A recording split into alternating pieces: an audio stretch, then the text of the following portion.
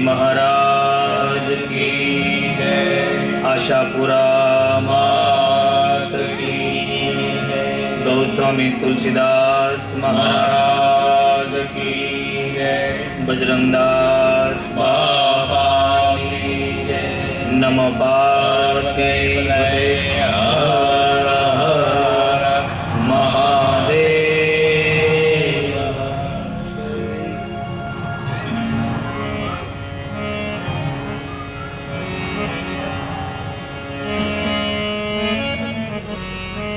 परम कृपालु परमात्मा रामचंद्र भगवान की कृपा से, हनुमान जी महाराज की प्रेरणा से, माँ आशापुरा माँ के आशीर्वचन से नवसारी शहर की पावन भूमि पर हंस गंगा सोसाइटी के अंदर श्री रामचरितमानस ज्ञान यज्ञ 9 दिवसीय कथा का आज का 7वां दिन कथा श्रवण करने आए आप सभी को मेरा प्रणाम और मेरी व्यासपीठ की तरफ से आप सबको जय सिया राम और जय द्वारकाधीश।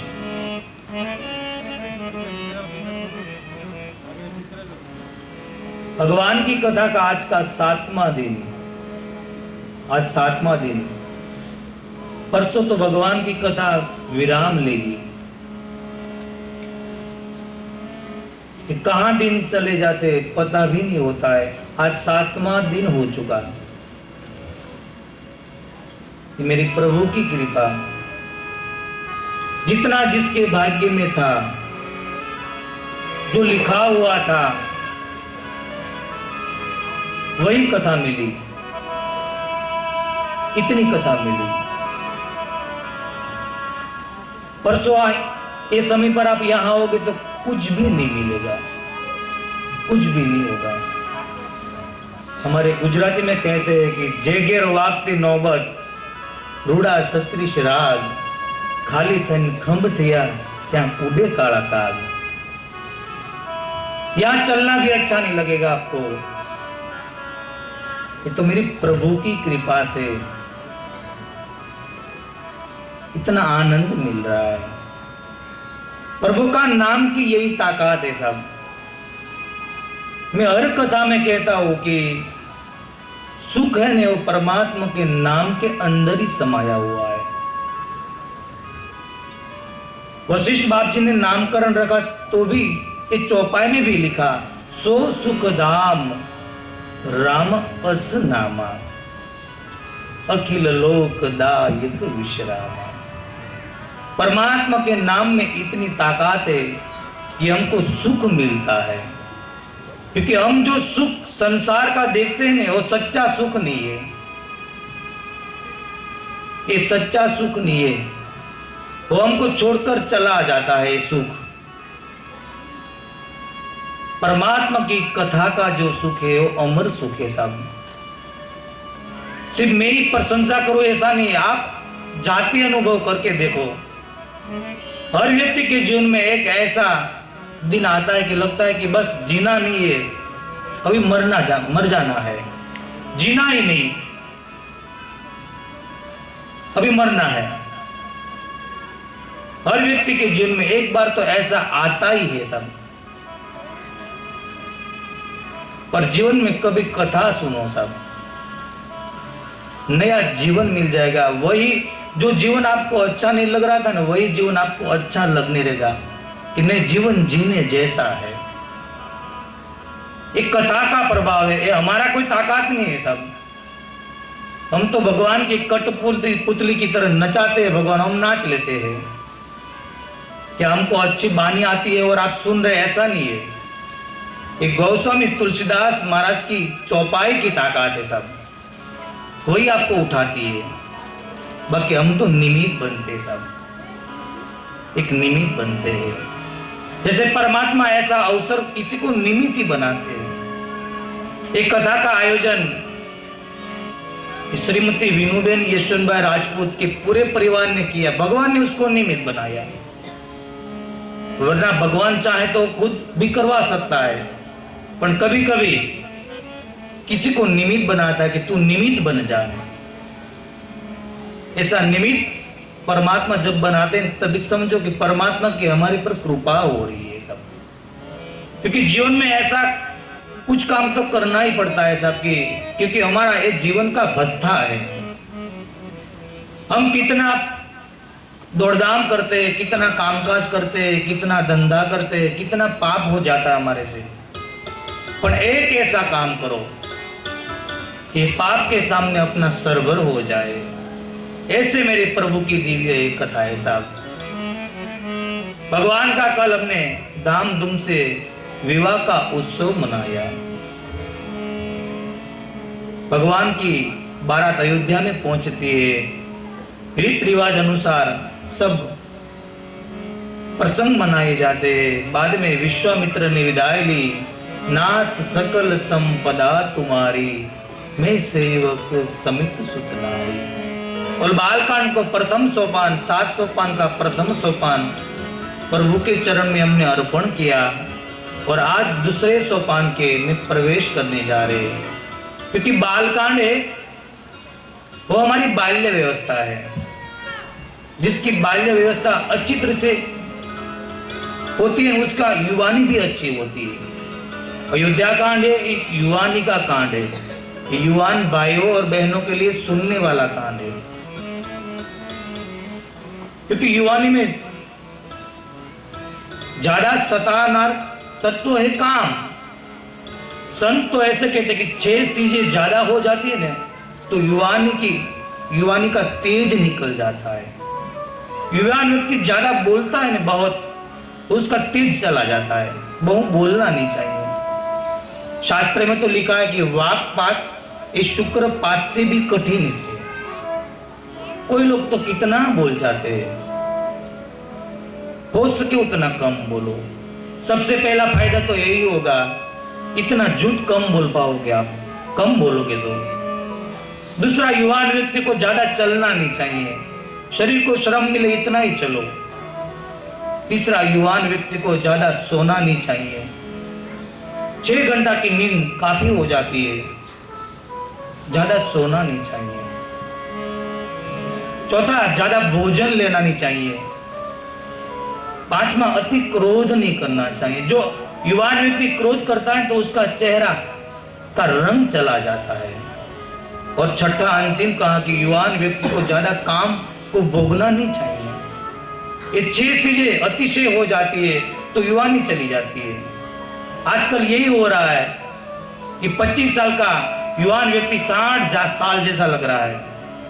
युवानी चली गई, तेज चला गया। और ऋषि मुनि 100-150 वर्ष के देखो तो दिव्य प्रकाश तेज होता है उसमें। इन 6 चीजों में ज्यादा से ज्यादा सताने वाला तत्व है काम, और काम को जलाने वाले हैं महादेव। इसकी वजह से अयोध्या कांड में बाबा ने पहले महादेव की वंदना की। यस्यांगे विभाति भूधर सुता, देवा पगा मस्तके, वाले बाल विदुर्गलेत, गर्लम यस्यो रसिव्यालरा। सोयं बुद्धि विभूषण सूरवर सर्वाधीप सर्वदा, सर्व सर्वागत शिव शशिदेव, श्री शंकर पातुमान। यस्यांगे विभाति भूधर सुता, देव पगा मस्तके, बाले बाल विभुर गले च गरलम, यस्यो वसी व्याल राट। भगवान शिव जी की पहली वंदना की बाबा ने, क्योंकि कामने को जलाने वाले हैं महादेव। बाद में अयोध्या नाथ की वंदना की कि हे युवान, कल तेरे जीवन में दुख भी आएगा, सुख भी आएगा। जब परमात्मा की तरह जीवन जीना, परमात्मा को राज्य मिला तो हंसे नहीं, और वनवास मिला तो दुख में रड़े भी नहीं। हे युवान, तू ऐसा जीवन जीना। तीसरी माँ सीता जी की वंदना की और गुरु के चरण में मस्तक नमाकर बाबा ने अयोध्या कांड की प्रथम चौपाई लिख दी। वो वर्णन किया, जब तेरा ब्याही घर आए, नित नव मंगल मोहन बधाए। जब तेरा ब्याही घर आए, नित नव मंगल मोहन बधाए। भुवन चारि दस भूधर बारी, सब काली। भुवन चारि दस भूधर भारी, सुपुत मेघ वर्षहि सुख पाई।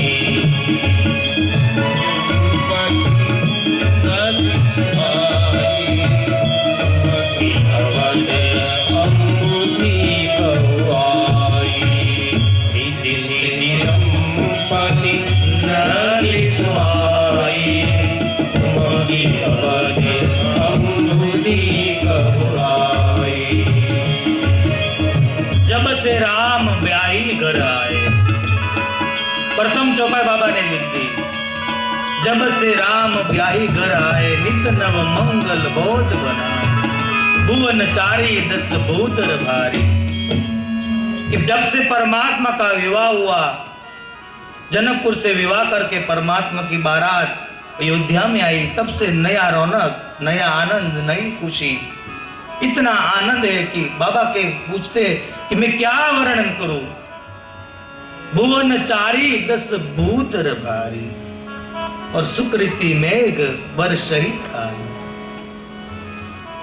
अयोध्या को बाबा समुद्र कहते हैं, और अयोध्या में सुख का बारिश बारिश हो गया। इतना सुख कि नदी, ये बारिश की नदी सुख बहते बहते दरिया में, समुद्र में मिलने लगी। आप देखो, बारिश अच्छी होती है, पर ज्यादा बारिश हो जाती है ना, तो हम ही कहते हैं कि अभी रुक जाए तो अच्छा, अभी तो एक छोटी धूप की जरूरत है। अयोध्या में इतना सुख बढ़ गया, इतना सुख बढ़ गया कि लोग सामने पूछते कि हमको इतना सुख क्यों मिल रहा है। भगवान ने सोचा कि इतना सुख बढ़ गया है तो एक छोटा सा दुख की भी जरूरत है, एक छोटा सा दुख की भी जरूरत है। क्योंकि अयोध्या वासी की हमेशा कुछ न कुछ मांगते ही रहते हैं। बाबा कहते हैं आशा अमर है, आशा हमारी कभी मरती नहीं। हमको ये मिले, हमको ये मिले, हमको इतना मिले, हमको इतना मिले, इतनापन कितना, हमारी आशा कभी बंद होती नहीं। यही स्थिति आज अयोध्या में आई है। सुख का नदी बहती है, रिद्धि सिद्धि की नदी बहने लगी, अयोध्या में समुद्र में बहने लगी। इतना सुख बढ़ गई अयोध्या में। अयोध्या वासी को कोई पहले पूछते थे कि तुम्हारी क्या इच्छा है, तो अयोध्या वासी कहते कि हमारी ऐसी इच्छा है कि हमारे महाराज के घर पर पुत्र का जन्म हो जाए। परमात्मा की कृपा से एक नहीं 4 पुत्र का जन्म हुआ। बाद में किसी ने पूछा कि और आपकी कोई जरूरत है और इच्छा है कोई, तो अयोध्या वासी कहते कि हमारी एक इच्छा है, ये चारों का कहीं अच्छी जगह पे विवाह हो जाए। और परमात्मा की कृपा से विवाह भी हो गया। और अभी कोई पूछते कि आपकी और कोई इच्छा है, तो अयोध्या वासी कहते कि अभी हमारी एक ही इच्छा है, हम जिंदा है तब तक महाराज दशरथ जी राम जी को राज्य सौंप दे। आपको नहीं लगता है ये हमारी कथा है, ये राम जी की कथा नहीं है। हमको इतना मिले, हमको इतना मिले, ये हो जाए, ये हो जाए, संतोष होता ही नहीं सब। और दुख है ना, इच्छा दुख का कारण बन जाती है। जितना पास में हो उसमें संतोष होना चाहिए, वरना उसका सुख ले नहीं सकते और दूसरा कभी मिल नहीं सकता। पास में साइकिल हो तो साइकिल का ही आनंद लेना चाहिए। स्कूटर मिलता नहीं है और साइकिल का आनंद भी हम खो देते हैं। इतना सुख अच्छा नहीं है। बाबा तो कहते हैं कि सुख है ना सब, ये हमको विलग कर देते हैं, अलग अलग कर देते हैं और दुख हमको पास लाते हैं। ये बाबा ने सुख और दुख की व्याख्या दे दी रामचरितमानस में। ये सुख हमको दूर करते हैं। आप देखो कि 3 भाई होते हैं ना, तो इतना सुख बढ़ जाता है तो उसका मन अलग नहीं होता है, पर व्यवस्था की खातिर वो अलग हो जाते हैं, क्योंकि अलग अलग बंगला होते उसके पास। ये सुख आया अलग कर दिया, पर वही एक बार जो दुख आता है कि भाई बोलता भी नहीं हो और शायद ऐसा समाचार है कि माता या पिता का मृत्यु हुआ है, तो उसको कॉल नहीं करना पड़ता है, वो आ जाता है सब। ये दुख हमको मिलाता है, सुख हमको अलग करता है। अति सुख है ना सब, वो अच्छा नहीं है जीवन में। एक दुख तो होना ही चाहिए। एक कुंता जी ने मांगा था भगवान कृष्ण के पास, सुख ऊपर पत्थर पड़े पड़ो राम हृदय से जाय, बलिहारी उस दुख की के पल पल राम भजाए। दुख होते तो ही हम परमात्मा को याद करते।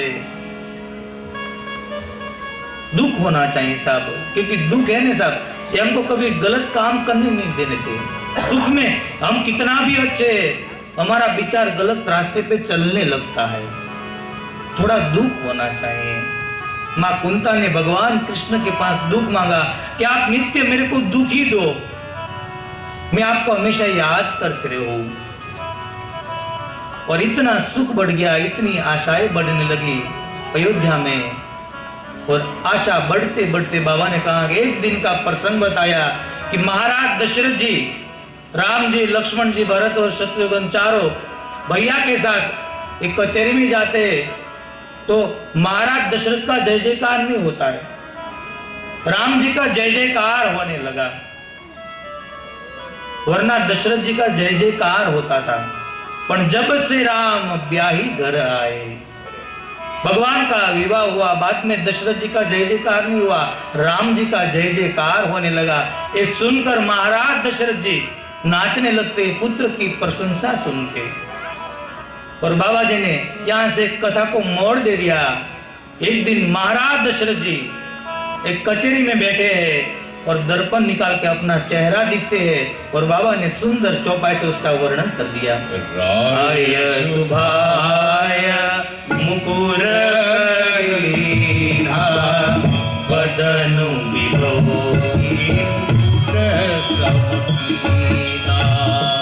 आय सुभाय मुकुर लीना, बदन विभोगी मुकुट समकीना। आय सुभाय मुकुर लीना, बदन विभोगी मुकुट समकीना। आय सुभाय मुकुट लीना, बदन विभोगी मुकुट समकीना। श्रवण समीपा भयेरित केशा, मनहु सरल असुपदेशा। श्रवण समीप भयेरित केशा, मनहु सरल असुपदेशा। राय सुभाय मुकुरहीना, बदनु विभोगी मुकुट समकीना। राय सुभाय मुकुर लीना, बदनु विभोगी मुकुट समकीना। बाबा जी यहाँ से कथा को मोड़ते हैं और कहते कि राय सुभाय मुकुर कर लीना। महाराज दशरथ जी कचहरी में बैठे और दर्पण निकाला और अपना चेहरा देख लिया। ये एक अविवेक है, राजा है तो उसको घर से तैयार होकर आना चाहिए। इस सभा में अरिसा देखना एक ठीक बात नहीं है। पर बाबा ने उसका बचाव किया। क्या किया? राय सुभाय मुकुर कर लीना, बदन बिलो की मुकुट समरी। राय सुभाय मुकुर कर लीना। महाराज की ऐसी आदत थी, और आदत तो सब मरने के बाद ही साथ में जाती है, आदत छूटती नहीं है, आदत कभी नहीं छूटती है। बार गावे बोली बदले, तरवर बदले शाखा, बूढ़ापण में वाળ बदले पण लखन न बदले लाखा। कितना भी हो जाए हमारी आदतें कभी नहीं निकलती है, आदतें कभी नहीं, मरने के बाद ही साथ में जाती है। चोरी करने की आदत होती है तो हम चोरी करते हैं, हमको दान देने की आदत हो गई तो परिवार लोग मना करते तो चुपके से जाकर दे देते हैं। ये व्यसन है साहब, ये आदत है साहब, ये आदत जाती नहीं है। ऐसी आदत रखो कि परमात्मा का दिन रात हम जप करें, ऐसा व्यसन बनाओ, ऐसी आदत रखो। आदत बुरी सुधार लो, बस हो गया भजन, मन के तरंग को मार लो, बस हो गया भजन। आदत सुधार लो, ऐसी आदत रखो कि मैं परमात्मा का दर्शन के बिना खाना नहीं खाऊंगा, मेरे घर से कोई भूखा नहीं जाएगा, साधु ब्राह्मण संत गरीब को कभी मैं सताऊंगा नहीं। ऐसी आदत बना दो, ऐसी आदत रखो। महाराज ने दर्पण में अपना चेहरा देख लिया और अपना मुंगट को टेढ़ा देख लिया। जैसे मुंगट टेढ़ा देखा तो महाराज ध्रुजने लगे, क्या मेरा मुंगट टेढ़ा हो गया, मेरी राज्य सत्ता टेढ़ी हो गई? उसका मतलब है कि मेरी राज्य सत्ता भी गिरने वाली है।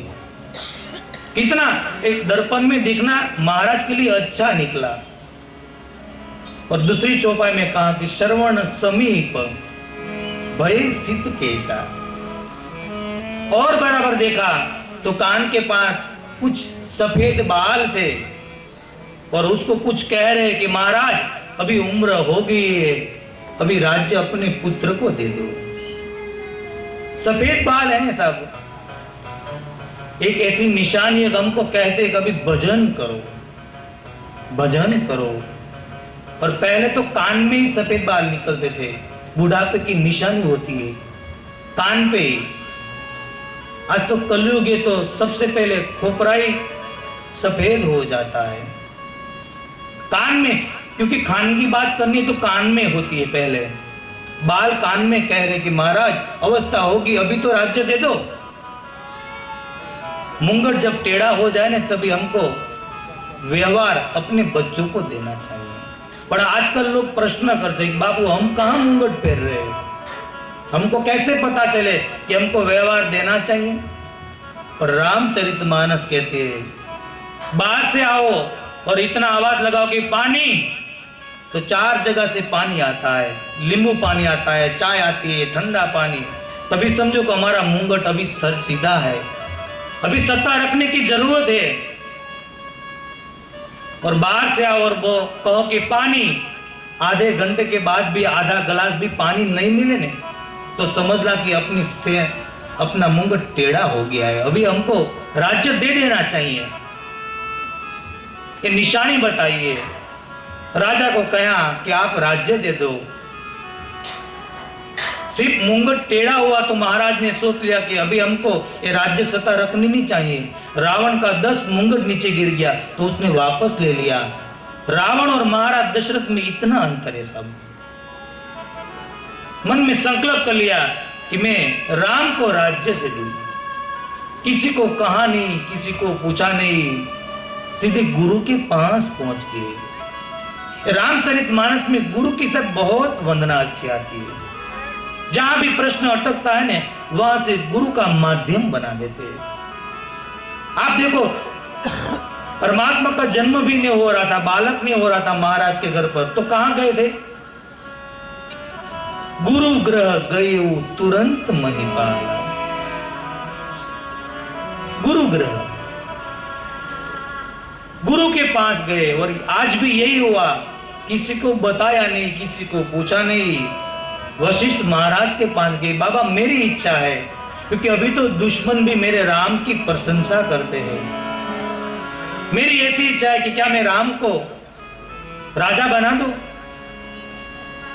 आप मुहूर्त दे दो उनको। वशिष्ठ महाराज हंसने लगे कि महाराज उसमें मुहूर्त नहीं होते, जब भी राम राज्य होते हैं ना, गादी पर बैठते, वही मुहूर्त है। आप देना ही चाहते तो विलंब मत करो, आज ही दे दो, आज ही दे दो। पर जीव का स्वभाव ऐसा, अच्छा काम में इन्हें विलंब कर देते हैं, बहुत विलंब करते हैं।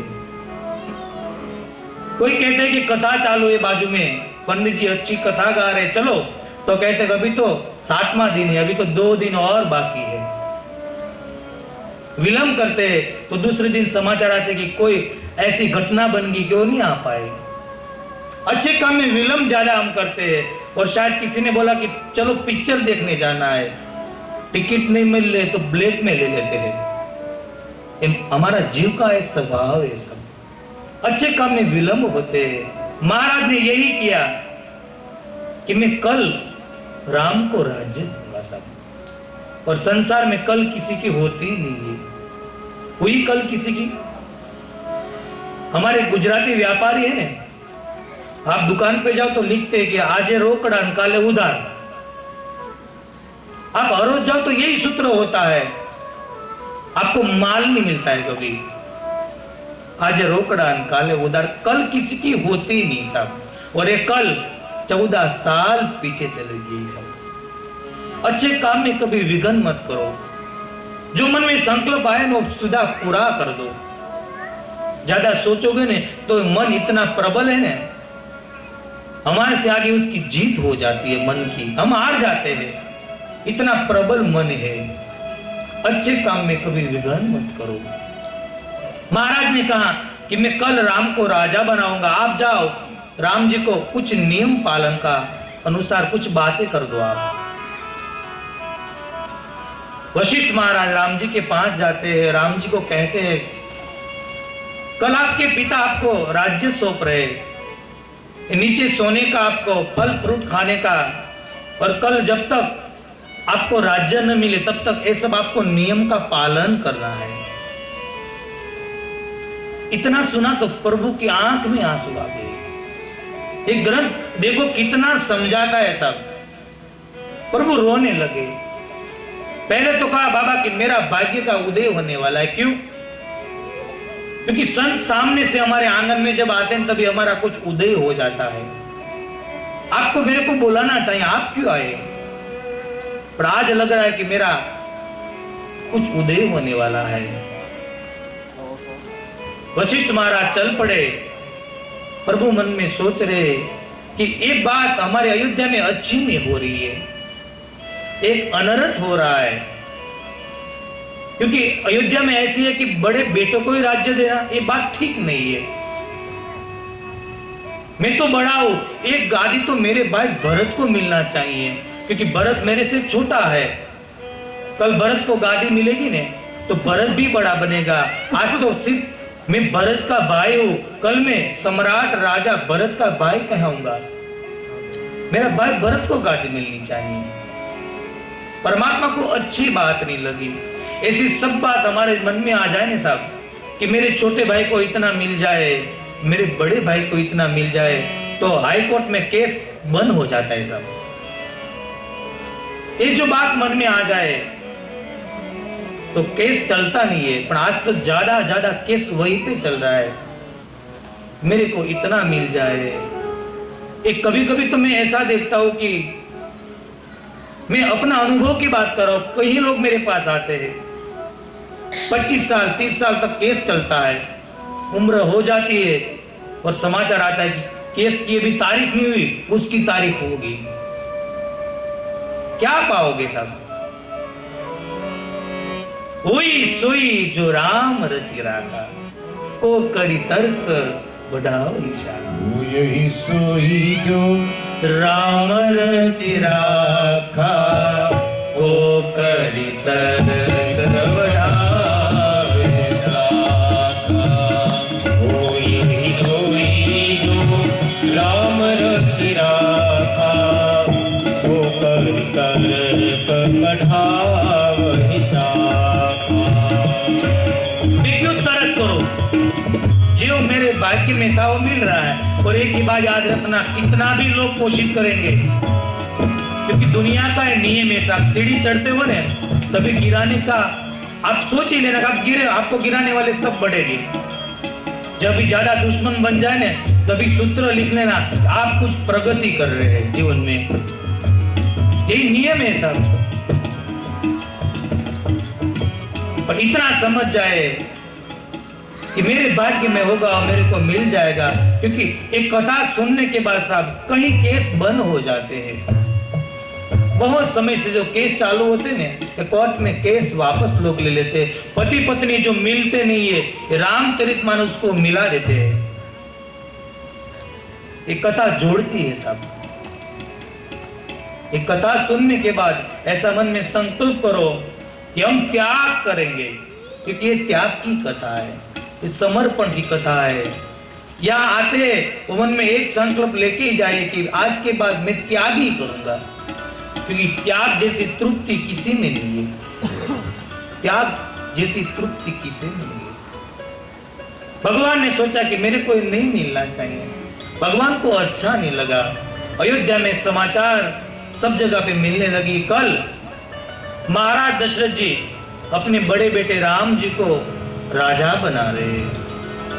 अयोध्यावासी नाचने लगे, दीप प्रकट होने लगे, आशोपालों का तोरण बंधने लगे और लोग नाचने लगे, गाने लगे।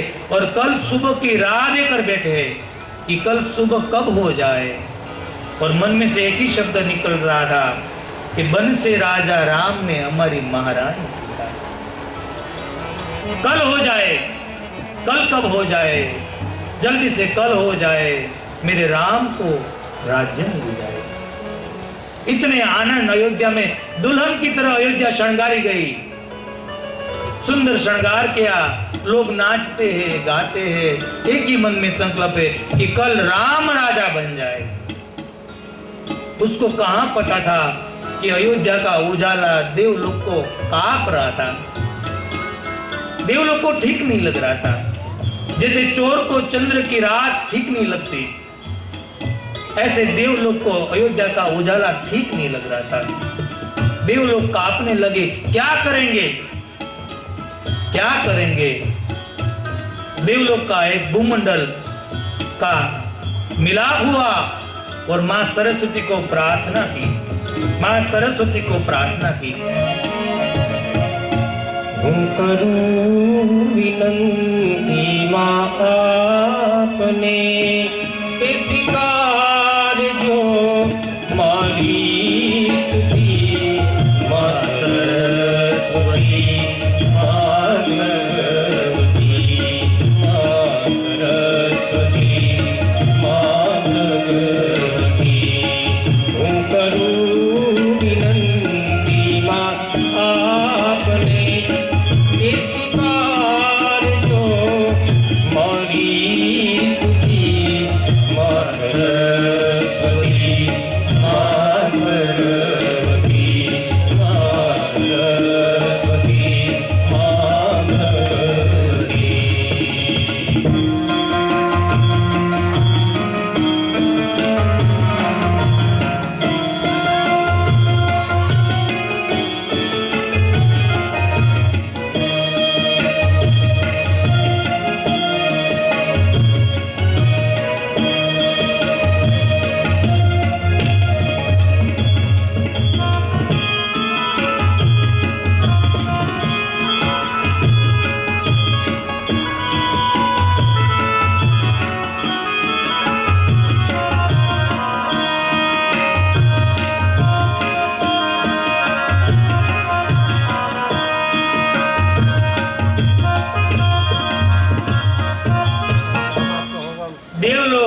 सरस्वती को पुकारने लगे।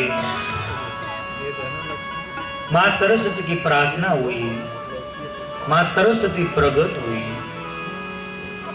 देवता कहने लगी, माँ हमारे पर बड़ी विपत्ति आ गई है, उसका निवारण करो आप। माँ सरस्वती ने पूछा, क्या हुआ है देवता? तो माँ आपको एक काम करना है। क्या? कल सुबह तक जो राम ये राज्याभिषेक होने वाले हैं, उसमें आपको ऐसा करना है कि कल सुबह होए उससे पहले राम वन में चले जाए। ऐसा शब्द बोला तो अयोध्या में अपशुकन होने लगा। माँ कौशल्या माँ में आरती थी, आरती नीचे गिर गई, पर इतने आनंद में थी माँ तो पता नहीं चला। माँ सरस्वती देव का तो धिकारते हैं और मनोमन उसकी टीका करते हो। और बाबा ने सुंदर लिख दिया, ऊंच निवास नीच कर तूती, देख न सकई पराई भूति। ऊंच निवास नीच कर तूती, देख न सकई पराई विभूति। ऊंच निवास नीच कर तूती, देख न सकई पराई विभूति। ऊंच निवास नीच कर तूती, देख न सकई पराई विभूति। माँ सरस्वती धिकार दे रही है कि हे देवता, आप रहते तो आकाश में, इतने बड़े बनकर ये नीचे आपकी दृष्टि है, धिकार है आपको। ऐसे दुनिया में कई लोग हैं, नाम बड़ा है, नजर नीचे रहती है साहब। जैसे गिद्ध आकाश में उड़ता है, उसकी नजर पंछी पर रहती है। माँ सरस्वती धिकार देती है कि धिकार है देवता आपको। पर कुछ माया मेरे प्रभु की और कुछ देव माया। मां सरस्वती तैयार हो गई। मां सरस्वती तैयार हुई, अयोध्या के ऊपर घूमने लगी, चारों तरफ घूम रही है। पर मां सरस्वती मन में सोचा, जिसका जन्म अयोध्या में हुआ हो उसकी बुद्धि बिगाड़ना मेरी बस की बात नहीं है। दूसरा, जिसने अयोध्या का भंडार का अनाज का दाना मुख में डाला हो उसकी बुद्धि में बिगाड़ नहीं पाऊंगी। मां सरस्वती चारों अयोध्या में चारों ऊपर घूम रही है। नीचे देख रहे तो सब लोग गा रहे, कल हो गए राम जी राजा ने हमारी महारानी सीता। जिसके मुख में राम नाम हो, मां सरस्वती उसकी बुद्धि नहीं बिगाड़ सकती साहब।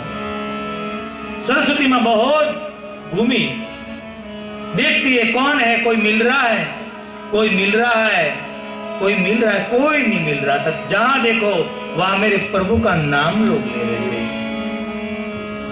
सरस्वती मां थक गई, क्या करूं, ये देव कार्य करना जरूरी है। और मां घूम रही है और एक पात्र मिला और बाबा ने उसका नाम दे दिया, नाम मंथरा मंदमती, चेरी कई कई केरी, अजस पेटारी ताई करी, गई गिरामती फेरी। कौन मिली, क्या नाम दिया? नाम मंथरा मंदमती, चेरी कई कई केरी। मंथरा मिली। मंथरा अयोध्या का एक जीव नहीं है, मंथरा अयोध्या की नहीं है, ये कई कई देश की है। और मां कई कई के साथ में दाइश में आई हुई दासी है, अयोध्या की नहीं है। पर बाबा ने कितना सुंदर नाम दे दिया कि नाम मंथरा, और ये शब्द देखो मंदमती। बुद्धि का 3 प्रकार दिखाए, मति, महामति और मंदमती। हम ऐसा कोई हमारे काम करता है ना, कोई झगड़ा कराता है परिवार में, तो हम उसको क्या बोलते हैं, ये तो बुद्धिशाली है। पर बाबा ने क्या कहा, नाम मंथरा मंदमती चेरी कई कई केरी अजस पेटारी ताही करी कही गिरामती फेरी। बाबा ने मंदमती कहा। दूसरों के संसार में आग लगाते हैं ना, वो बुद्धिशाली नहीं मानी जाती, उसको तो मंदमती कहा जाता है। ये मंत्रा मंदमती चेरी कई कई केरी, ये मंत्रा पर मां सरस्वती ने दुर्बुद्धि का प्रयोग कर दिया। मंत्रा चल के जा रही थी, अयोध्या को देख रही थी, मंत्रा के मन में कुछ भी नहीं था। जब दुर्बुद्धि का प्रयोग हुआ तो मंत्रा कांपने लगी, चारों दिशा में देखने लगी। इतनी अयोध्या को क्यों श्रृंगारी है? कांपने लगी, जलने लगी और एक दासी को पूछने लगा, अरे वो दासी, आज को मेहमान आने वाले अयोध्या में, कोई मेहमान आने, इतना क्यों अयोध्या को श्रृंगारी है? किसी का जन्मदिन है? दासी ने कहा, अरे मंत्री तू इतनी भोली है, तुमको नहीं पता है? जा कौशल्या माँ के पास जाकर इतना बता कि माँ बधाई हो, तेरे को सोने की माला देगी जो मेरे को भी दी। मंत्रा ने कहा, पण है क्या ये तो बता, माला तो मैं बाद में लेने जाऊंगी, पहले ये बता कि इतनी क्यों श्रृंगारी है?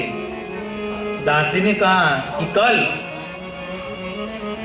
राम जी का, महाराज दशरथ जी राज्याभिषेक करने वाले हैं। राम जी का राज्याभिषेक, ये बात मंत्रा के कान में गई ने तो बाबा कहते हैं ज्यादा घाव लगता है और घाव को कोई तोड़कर गर्मा गर्म कोई कोयला अंदर डालता है और जो जलन होती है ना, ऐसी जलन मंत्रा को होने लगी कि राम को राज्य, कुछ बोली नहीं, जल गई पूरा। यहां से मंत्रा का प्रवेश होता है सब। और बाबा तो ऐसा कहते कि मंत्रा रावण से भी खतरनाक है, रावण से भी खतरनाक है मंत्रा, क्योंकि रावण का मृत्यु दिखाया, मंत्रा का मृत्यु नहीं है। मंत्रा रावण से भी खतरनाक है। बाबा कहते हैं कि यहां से मंत्रा का जो प्रवेश होता है, यहां से आप चौपाई लिखना चालू कर दो और मंत्रा जितनी चौपाई बोली उसकी एक पुस्तिका बना लो, उसकी एक पुस्तिका बना लो और संयुक्त कुटुंब के अंदर तकरार कैसे करना है ये पुस्तिका पढ़ो तो उसमें पीएचडी आप हो सकते हैं, उसमें आप पीएचडी हो सकते हैं। इतनी मंत्रा झूठ बोली है, मंत्रा हिम्मत नहीं आ रही और चल पड़ी। कहां पे? मां कैकेयी के पास, क्योंकि कैकेयी की दासी थी। नाम मंत्रा मंदमती चेरी कई कई केरी। मां कैकेयी की दासी थी। मां कैकेयी के पास आई और उल्टी खड़ी रहकर रोने लगी। मां कैकेयी ने पूछा, अरे मंत्री क्या हुआ? और देखो साहब कि जीवन में बहुत ज्यादा बोलने वाला व्यक्ति कभी चुप हो जाता है ना, उसके मन में बहुत भयंकर छुपा रहता है। मंत्रा बहुत बोलती है पर आज ये चुप है, कुछ बोलती नहीं है। मां ने पूछा, अरे मंत्री क्यों चुप है? मां को थोड़ी शंका हो गई। ये मंत्री मेरा राम तो ठीक है ना? पहले राम की कुशलता पूछी, मेरा भरत, मेरा शत्रुघ्न, मेरा लक्ष्मण, महाराज की तबीयत तो ठीक है ना? मंत्रा ने कहा, आज राम ही कुशल है और कोई अयोध्या में कुशल है ही नहीं, आज राम ही कुशल है। बाहर एक बार मुंडी लगाकर देखो। अरे मंत्री तू क्या बोलना चाहती है? कहते कि आपको कुछ पता नहीं है? तो कि नहीं, क्या हुआ? कल महाराज राम को राज्याभिषेक कर रहे हैं। राम को राज्याभिषेक का समाचार मां ने सुना, मां नाचने लगी। अरे मंत्री क्या बोल रही है? ये तू जो बोली है कल हो जाए ना तो तेरी आंख में सोने से करवा दूंगी। और मां मोर की तरह नाचने लगी, जैसे मोर बारिश के समय नाचता है, मां कैकेयी नाचने लगी। मां नाचने लगी।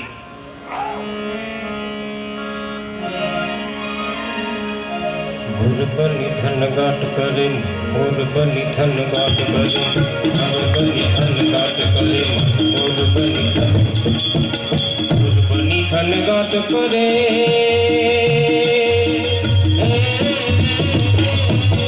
मन मन मोर बनी धन गाट करे मन मोर बनी धन गाट करे मन मोर बनी धन गाट करे घाट करे मन मोर बनी धन घाट करे मोर बनी धन घाट करे मन मोर बनी धन घाट करे